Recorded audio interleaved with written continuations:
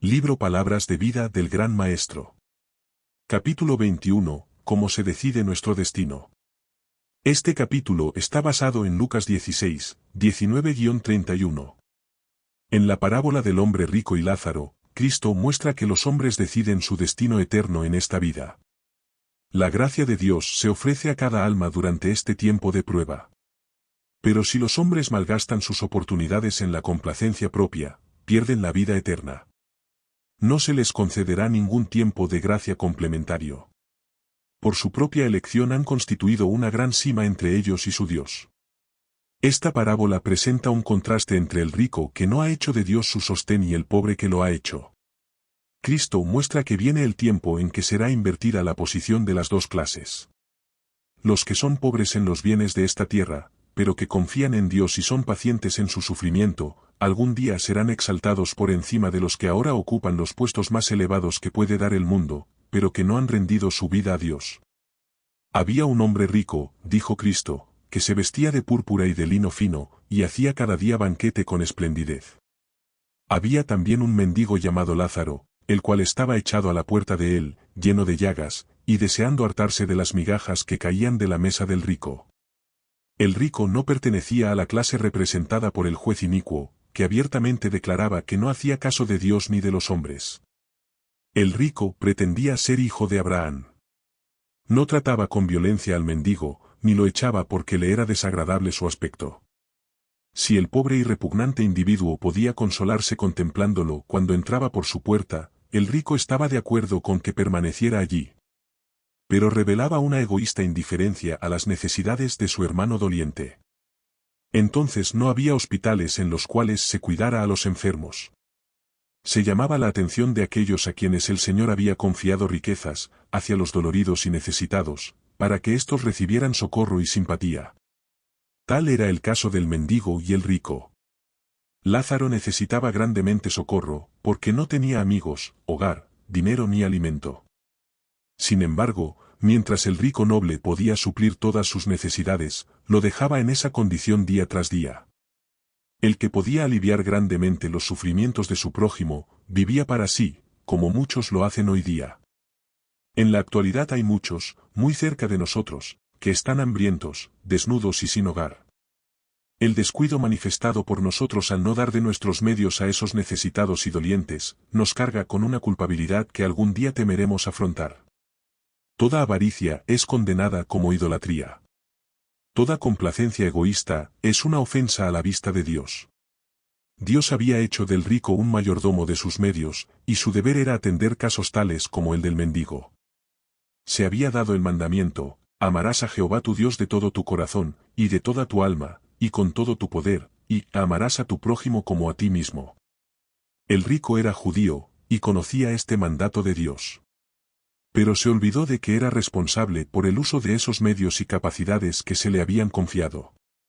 Las bendiciones del Señor descansaban abundantemente sobre él, pero las empleaba egoístamente, para honrarse a sí mismo y no a su Hacedor. Su obligación de usar esos dones para la elevación de la humanidad era proporcional a esa abundancia. Tal era la orden divina, pero el rico no pensó en su obligación para con Dios.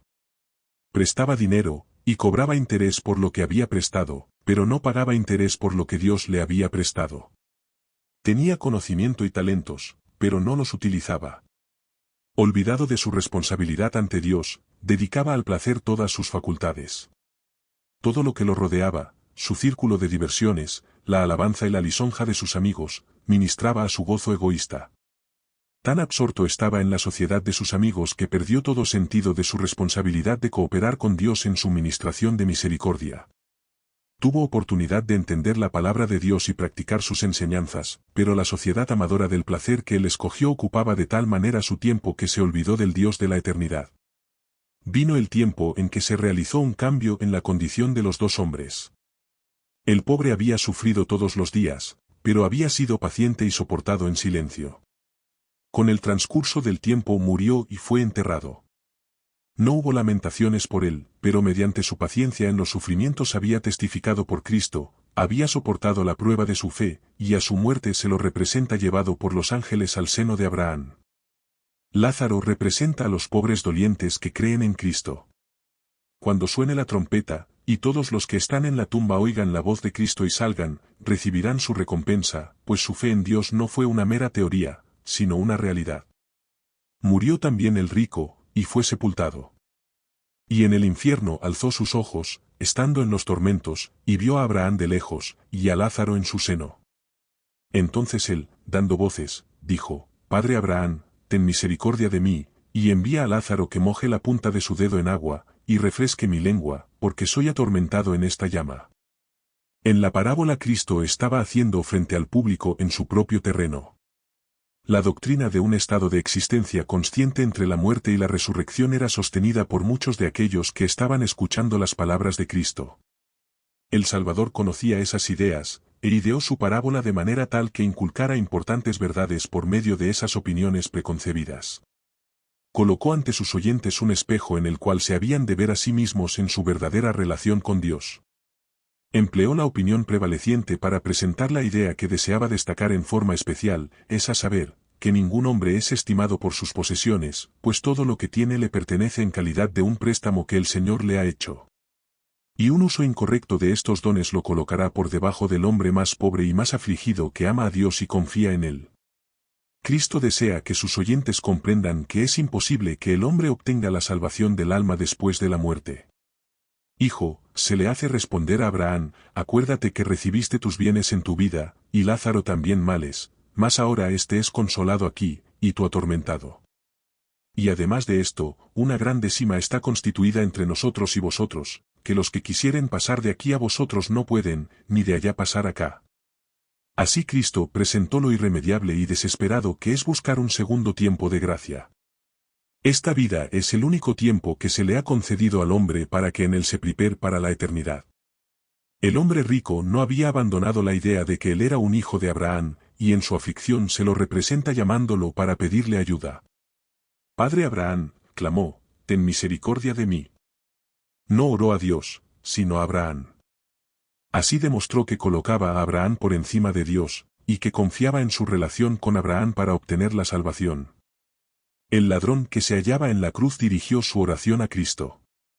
Acuérdate de mí cuando vinieres en tu reino, dijo. Y al momento vino la respuesta, de cierto te digo hoy, mientras cuelgo de la cruz con humillación y sufrimiento, tú estarás conmigo en el paraíso. Pero el hombre rico oró a Abraham, y su petición no fue concedida. Solo Cristo es exaltado por Príncipe y Salvador, para dar a Israel arrepentimiento y remisión de pecados. Y en ningún otro hay salud. El hombre rico había pasado su vida en la complacencia propia, y se dio cuenta demasiado tarde de que no había hecho provisión para la eternidad.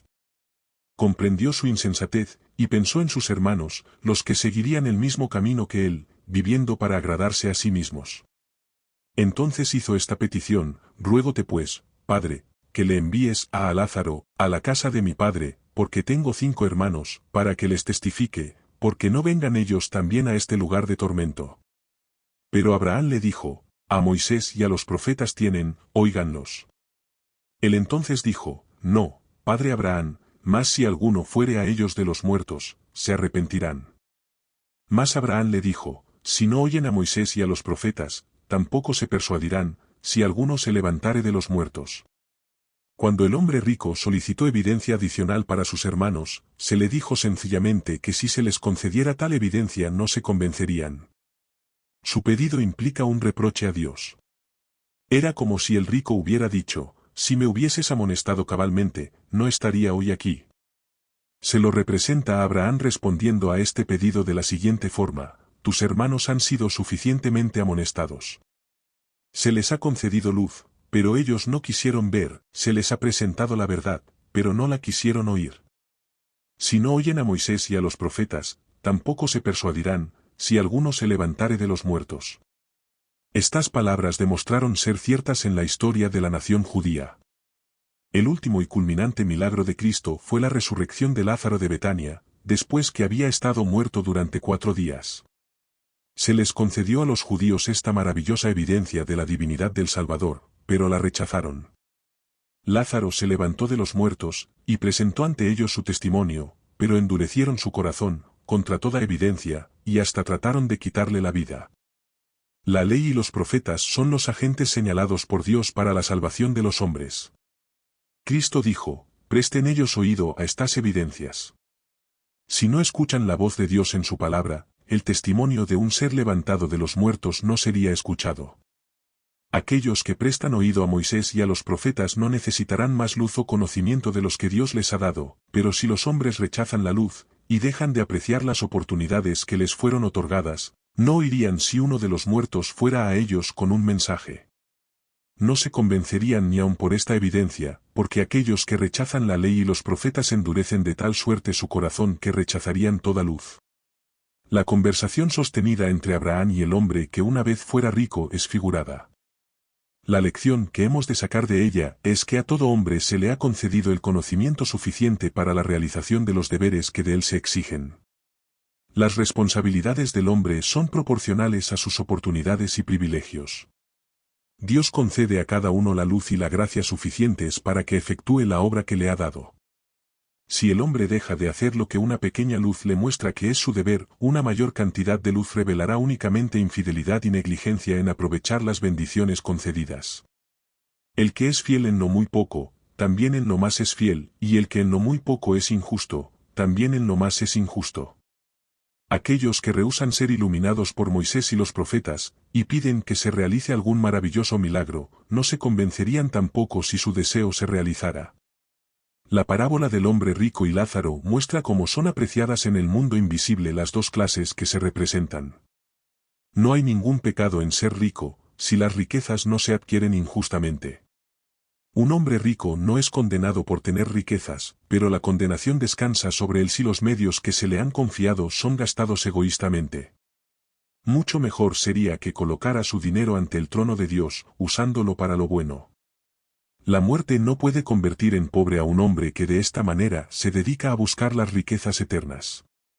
Pero el hombre que amontona para sí su tesoro, no puede llevar nada de él al cielo. Ha demostrado ser un mayordomo infiel. Durante toda su vida tuvo sus buenas cosas, pero se olvidó de su obligación para con Dios. Dejó de obtener el tesoro celestial. El hombre rico que tenía tantos privilegios nos es presentado como uno que debió haber cultivado sus dones, de manera que sus obras trascendiesen hasta el gran más allá, llevando consigo ventajas espirituales aprovechadas. Es el propósito de la redención, no solamente borrar el pecado, sino devolver al hombre los dones espirituales perdidos a causa del poder empequeñecedor del pecado. El dinero no puede ser llevado a la vida futura, no se necesita allí, pero las buenas acciones efectuadas en la salvación de las almas para Cristo son llevadas a los atrios del cielo. Mas aquellos que emplean egoístamente los dones del Señor para sí mismos, dejando sin ayuda a sus semejantes necesitados, y no haciendo nada porque prospere la obra de Dios en el mundo, deshonran a su Hacedor. Frente a sus nombres en los libros del cielo está escrito, robó a Dios. El hombre rico tenía todo lo que el dinero puede procurar, pero no poseía las riquezas que habrían conservado bien su cuenta con Dios. Vivió como si todo lo que poseía fuera suyo. Había descuidado el llamamiento de Dios y los clamores de los pobres que sufrían. Pero al fin viene un llamado que él no puede eludir. Por un poder al cual no le es posible objetar ni resistir, se le ordena que renuncie a las posesiones de las cuales él ya no es mayordomo. El hombre que una vez fuera rico es reducido a una desesperada pobreza. El manto de la justicia de Cristo, tejido en el telar del cielo, nunca podrá cubrirlo. El que una vez usara la púrpura más rica, el lino más fino, es reducido a la desnudez. Su tiempo de gracia ha terminado. Nada trajo al mundo, y nada puede llevar de él. Cristo levantó el velo, y presentó el cuadro ante los sacerdotes y los gobernantes, los escribas y los fariseos. Contempladlo vosotros, los que sois ricos en bienes de este mundo, y no sois ricos en lo que a Dios respecta, ¿no contemplaréis esta escena? Aquello que es altamente estimado entre los hombres es aborrecible a la vista de Dios. Cristo pregunta, ¿qué aprovechará al hombre, si granjeare todo el mundo, y pierde su alma, o qué recompensa dará el hombre por su alma? La aplicación a la nación judía. Cuando Cristo presentó la parábola del hombre rico y Lázaro, había muchos hombres, en la nación judía, que se hallaban en la miserable condición del hombre rico, que usaban los bienes del Señor para su complacencia egoísta, preparándose para oír la sentencia, pesado has sido en balanza, y fuiste hallado falto. El hombre rico fue favorecido con toda bendición temporal y espiritual, pero rehusó cooperar con Dios en el empleo de esas bendiciones. Tal ocurrió con la nación judía. El Señor había hecho de los judíos los depositarios de la verdad sagrada. Los había convertido en mayordomos de su gracia. Les había dado toda ventaja espiritual y temporal y los llamó para que impartieran esas bendiciones. Se les había impartido instrucción especial con respecto a la forma de tratar a sus hermanos que habían caído en la pobreza, al extranjero que estuviese dentro de sus puertas y al pobre que se encontraba entre ellos. No habían de tratar de buscar todas las cosas para su propia ventaja, sino que habían de recordar a aquellos que se hallaban en necesidad, para compartir con ellos sus bienes. Y Dios prometió bendecirlos de acuerdo con sus hechos de amor y misericordia. Pero a semejanza del hombre rico, ellos no habían cooperado para aliviar las necesidades materiales y espirituales de la doliente humanidad. Llenos de orgullo, se consideraban como el pueblo escogido y favorecido por Dios, sin embargo no servían ni adoraban a Dios. Colocaban su esperanza en el hecho de que eran hijos de Abraham, simiente de Abraham somos, decían con orgullo. Cuando vino la crisis, se reveló que se habían divorciado de Dios, y habían colocado su esperanza en Abraham, como si él fuera Dios.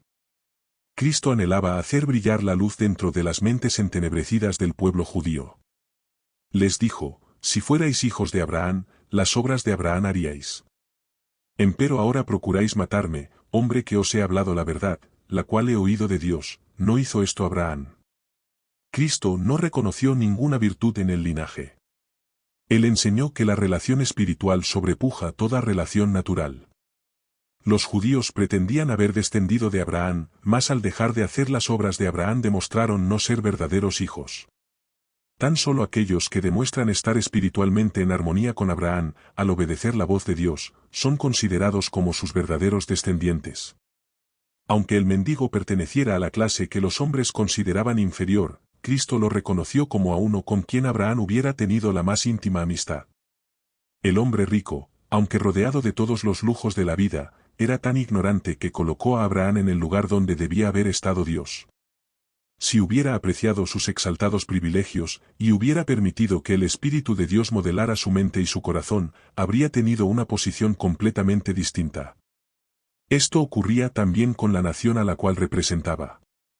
Si hubieran respondido al llamamiento divino, su futuro habría sido completamente distinto. Habrían demostrado verdadero discernimiento espiritual. Tenían medios que Dios habría multiplicado, haciendo que fueran suficientes para bendecir e iluminar a todo el mundo. Pero se habían separado tanto de las disposiciones de Dios que su vida entera fue pervertida. No usaron sus dones como mayordomos de Dios, de acuerdo con la verdad y la justicia. La eternidad no figuraba en sus cálculos, y el resultado de su infidelidad fue la ruina de toda la nación. Cristo sabía que en ocasión de la destrucción de Jerusalén los judíos recordarían su amonestación. Y así fue. Cuando la calamidad vino sobre Jerusalén, cuando el hambre y sufrimientos de todo género azotaron al pueblo, los judíos recordaron esas palabras de Cristo, y comprendieron su parábola. Ellos se habían acarreado el sufrimiento por no dejar que la luz que Dios les concediera brillara hacia el mundo. En los últimos días. Las escenas finales de la historia de esta tierra se hallan presentadas en la parte final de la historia del hombre rico. Este pretendía ser hijo de Abraham, pero se hallaba separado de él por un abismo insalvable, esto es, un carácter equivocadamente desarrollado. Abraham sirvió a Dios, siguiendo su palabra con fe y obediencia. Pero el hombre rico no se preocupaba de Dios ni de las necesidades de la doliente humanidad. El gran abismo que existía entre él y Abraham era el abismo de la desobediencia. Hay muchos hoy día que están siguiendo la misma conducta. Aunque son miembros de la Iglesia, no están convertidos. Puede ser que tomen parte en el culto, puede ser que canten el salmo, como el ciervo brama por las corrientes de las aguas, así clama por ti, oh Dios, el alma mía, pero dan testimonio de una falsedad. No son más justos a la vista de Dios que los más señalados pecadores. El alma que suspira por la excitación de los placeres mundanos, la mente que ama la ostentación, no puede servir a Dios. Como el rico de la parábola, una persona tal no siente inclinación a luchar contra los deseos de la carne. Se deleita en la complacencia del apetito. Escoge la atmósfera del pecado. Es de repente arrebatado por la muerte, y desciende al sepulcro con el carácter que ha formado durante su vida de compañerismo con los agentes satánicos. En el sepulcro no tiene poder de escoger nada, sea bueno o malo, porque el día que el hombre muere, perecen sus pensamientos. Cuando la voz de Dios despierte a los muertos, él saldrá del sepulcro con los mismos apetitos y pasiones, los mismos gustos y aversiones que poseía en vida. Dios no obra ningún milagro para regenerar al hombre que no quiso ser regenerado cuando se le concedió toda oportunidad y se le proveyó toda facilidad para ello. Mientras vivía no halló deleite en Dios, ni halló placer en su servicio. Su carácter no se halla en armonía con Dios y no podría ser feliz en la familia celestial. Hoy día existe una clase de personas en nuestro mundo que tienen la justicia propia. No son comilones, no son borrachos, no son incrédulos, pero quieren vivir para sí mismos, no para Dios. Él no se halla en sus pensamientos, por consiguiente se los clasifica con los incrédulos. Si les fuera posible entrar por las puertas de la ciudad de Dios, no podrían tener derecho al árbol de la vida, porque cuando los mandamientos de Dios fueron presentados ante ellos con todos sus requerimientos dijeron, no. No han servido a Dios aquí, por consiguiente no lo servirían en lo futuro. No podrían vivir en su presencia, y no se sentirían a gusto en ningún lugar del cielo. Aprender de Cristo significa recibir su gracia, la cual es su carácter. Pero aquellos que no aprecian ni aprovechan las preciosas oportunidades y las sagradas influencias que les son concedidas en la tierra, no están capacitados para tomar parte en la devoción pura del cielo. Su carácter no está modelado de acuerdo con la similitud divina. Por su propia negligencia han formado un abismo que nada puede salvar. Entre ellos y la justicia se ha formado una gran sima.